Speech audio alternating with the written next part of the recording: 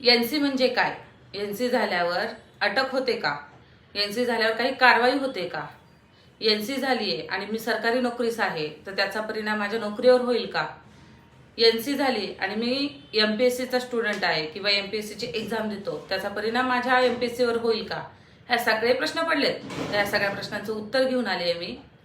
नमस्कार, मी ॲडव्होकेट श्रुतिका आणि मराठी कायद्यामध्ये तुम्हा सगळ्यांचं स्वागत करते. सर्वप्रथम मी तुम्हाला सांगेल की एनसी हा शब्द नसून एनसीआर आहे. म्हणजे काय? नॉन क्लॉजेबल ऑफेन्स, म्हणजे अदखलपत्राचा अहवाल. याच्यामध्ये कुठल्याही प्रकारची दखल घेतली जात नाही, त्याला एनसी म्हणतात. आता दखल घेतली नाही म्हणजे आपण प्रत्येक वेळेस गुन्हा करू का? तसं नसतं. एखाद्या व्यक्तीनं, मी एक तुम्हाला फॉर एक्झाम्पल सांगते, एखाद्या व्यक्तीनं कानाखाली मारली आणि ती कानाखाली मारल्याचं रूपांतर नंतर खुनामध्ये होऊ शकतं. एखाद्याने एखाद्याला शिवीगाळ केली, त्या शिवीगाळचा परिणाम पुढे मारहाणीपर्यंत जाऊ शकतो. तर ह्या सगळ्या गुन्ह्यांची दाखल कुठंतरी असावी, याच्यासाठी एनसी हा प्रकार आहे.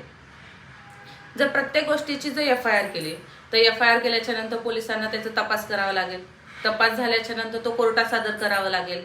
कोर्टात सादर केल्याच्या नंतर न्यायाधीशांना त्यांचा निकाल काढणं गरजेचं आहे. पण ह्या सगळ्यात छोट्या मोठ्या गोष्टींची जर एफआयआर केली तर न्यायाधीशांना तो टाइम पिरियड पुरला पाहिजे. याच्यासाठी एफआयआर आणि एनसी ह्या दोन्हींची विभागणी केली आहे. तर हा झाला आपला पहिला प्रश्न. दुसरा प्रश्न काय होता की माझ्यावर काही कारवाई केली जाईल का किंवा अटक होईल का?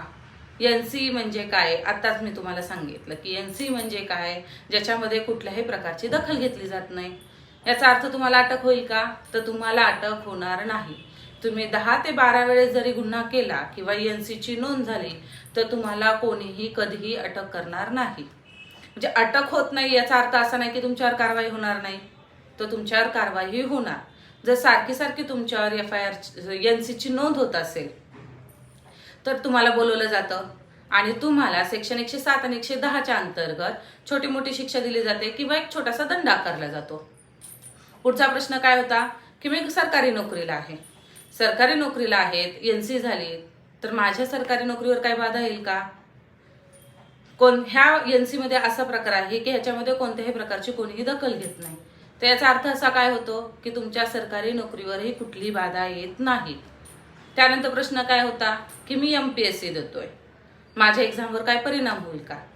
मी आत्ता सांगितलं तुम्हाला की ह्या एनसीच्या प्रकरणामध्ये कोणीही कधीही दखल घेत नाही.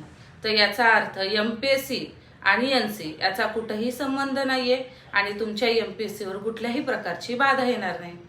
अशी सविस्तर माहिती तर कट केलं